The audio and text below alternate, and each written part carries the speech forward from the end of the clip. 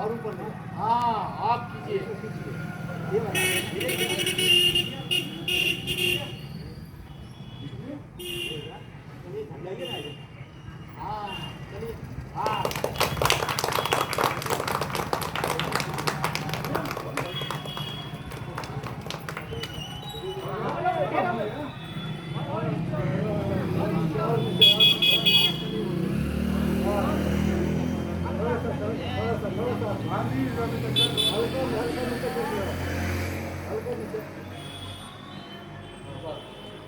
झंडे को सलामी दो जैसे थे जनगण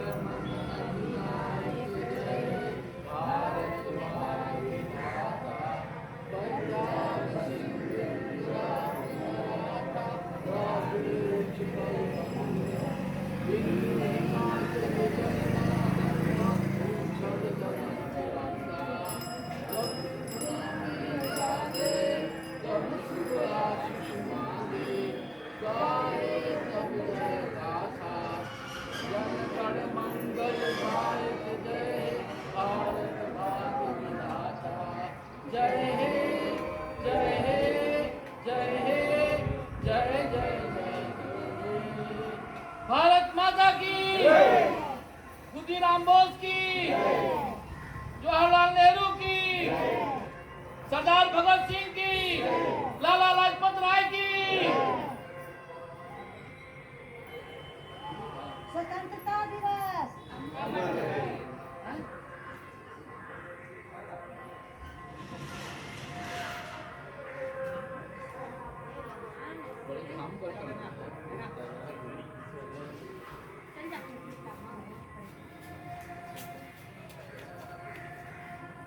आज अतिरिक्त प्राथमिक स्वास्थ्य केंद्र में 77वें स्वतंत्रता दिवस के अवसर पर झंडोत्तोलन करता नीतू भारती जी, जीएनएम विद्या प्रोको जी, एनएम दयामंती जी और गार्जियन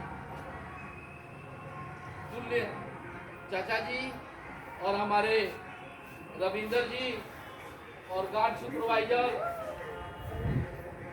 परजीत जी और महिला सुपरवाइजर, महिला गार्ड और कुरियर बंधु ओम प्रकाश जी, सुधीर जी और यहाँ उपस्थित सफाई कर्मी और यहाँ उपस्थित सभी अभिभावक बंधुओं,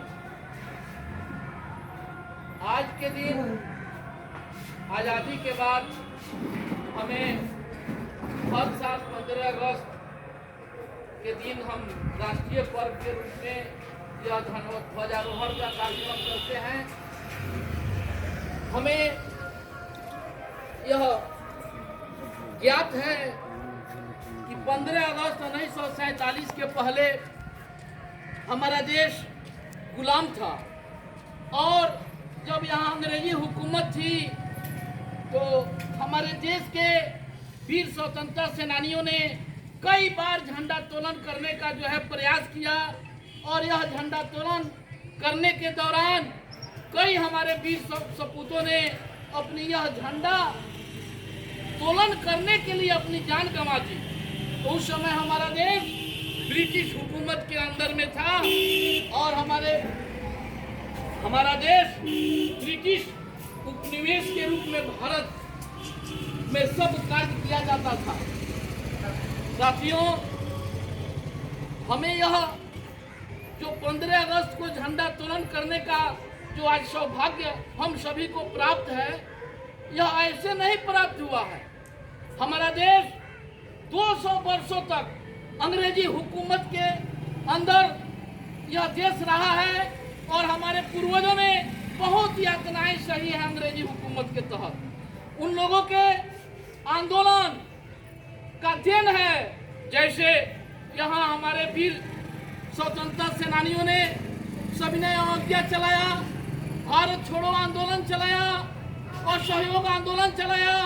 उसमें कितने लोगों ने इस देश आज़ादी और इस झंडोत्तोलन करने के लिए अपने जो है वीर गति को जो है शहीद हो गए।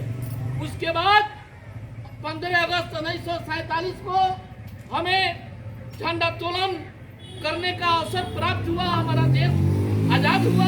उस समय हम लोगों ने झंडोत्तोलन किया। उसी के याद में हर साल 15 अगस्त को हम लोग झंडोत्तोलन करते हैं और हम उन वीर सपूतों को याद करते हैं जिन्होंने 200 वर्षों तक लड़ाई लड़ी, अपने जो है जान न्यौछावर किए। उसके बाद हमारा देश आजाद हुआ और 15 अगस्त को हम लोग झंडोत्तोलन करने का काम करते आ रहे हैं।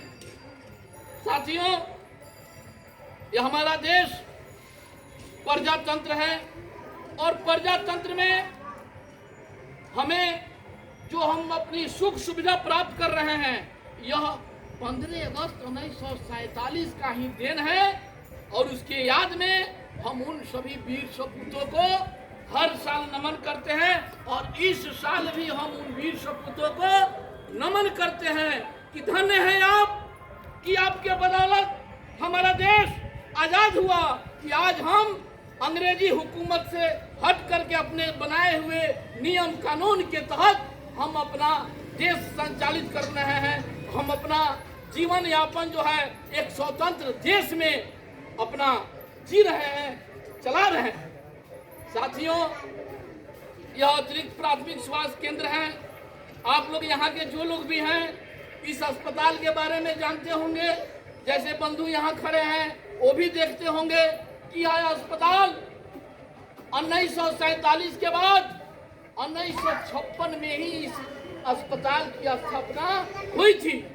और उसके बाद यहाँ के लोगों की भावनाएं इस अस्पताल के लिए कितनी अच्छी थी कि ओम प्रकाश जी के पूर्वजों ने प्रयास करके इस अस्पताल के लिए जमीन दान दिलवाने का काम किया, तब यह अस्पताल इस जगह पर अवस्थित हुआ। यह हॉस्पिटल पहले एनजीओ के माध्यम से संचालित होता था, लेकिन बुद्धिजीवियों के अथक प्रयास से यह अतिरिक्त प्राथमिक स्वास्थ्य केंद्र में सरकारी रूप से तब्दील हुआ और तब्दील होने के बाद आज यह अस्पताल आगे की तरफ अग्रसर है। मैं यह कहना चाहूँगा कि हर आदमी यहाँ इस अस्पताल के बारे में भावनाएं अच्छा रखता है। यहाँ के लोग यह चाहते हैं कि यहाँ अच्छे से अच्छी सुविधा प्राप्त हो और यहाँ जो सुविधा मिल रही है उसमें निरंतर वृद्धि हो, यह आकांक्षा लोगों की रहती है। तो मैं यह बता दूं कि यह अस्पताल का अगर मान सम्मान बढ़ेगा तो नर्सिंग स्टाफ के कार्यकलाप जितना ही सुंदर होगा उतना ही समाज में मान सम्मान बढ़ेगा। यहाँ गार्ड लोग हैं, हम लोग हैं, आपके सहयोगी हैं, लेकिन अस्पताल का विकास आप लोगों के हाथ में निहित है। आप लोग का कर्म इस अस्पताल में कार्य और दायित्व का बखूबी निर्वहन होगा तो यह अस्पताल आगे की तरफ अग्रसर होगा। और हम लोगों ने आप तीनों नर्सिंग स्टाफ से यह अपेक्षा रखे हुए हैं कि आप लोगों के पदस्थापन में यह अस्पताल और सुदृढ़ होगा, इसका जीर्णोद्धार होगा। यहाँ जीएनएम दिव्या टोपो जी हैं। मैंने आपसे बार बार कितने बार, चाहे वह मंच के माध्यम से हो या व्यक्तिगत वार्तालाप के माध्यम से हो, हमने कहा कि यह 4 रूम गवर्नर स्थिति में है, गार्ड को रहने के लिए जगह नहीं है। यह बरसात के दिनों में इसमें रहने लायक नहीं है। सीसीएल की वही स्थिति है, स्टोर रूम की वही स्थिति है। इसके लिए प्रयास हो और यह प्रयास गार्ड सुपरवाइजर और गार्ड और चतुर्थवर्गीय कर्मी के बस की बात नहीं है। यह जब भी होगा तो आप लोग मीटिंग में जाते हैं, आप लोग जिला में जाते हैं, आप लोग इस बात को उठाइए और इस पुरजोर ढंग से उठाइए कि कम से कम उन लोग जो है इस अस्पताल के विकास करने के लिए मजबूर हो और मजबूर हो करके इस विद्यालय इस प्राथमिक स्वास्थ्य केंद्र का कम से कम जब विकास होगा तो आप लोग का भी मान सम्मान बढ़ेगा, हम लोग का भी मान सम्मान बढ़ेगा। उस समय हम गौरवान्वित होंगे जब यहाँ लोग आकर के कहेंगे कि हमारे बकरी अस्पताल में हर सुविधाएं सुलभ ढंग से प्राप्त होता।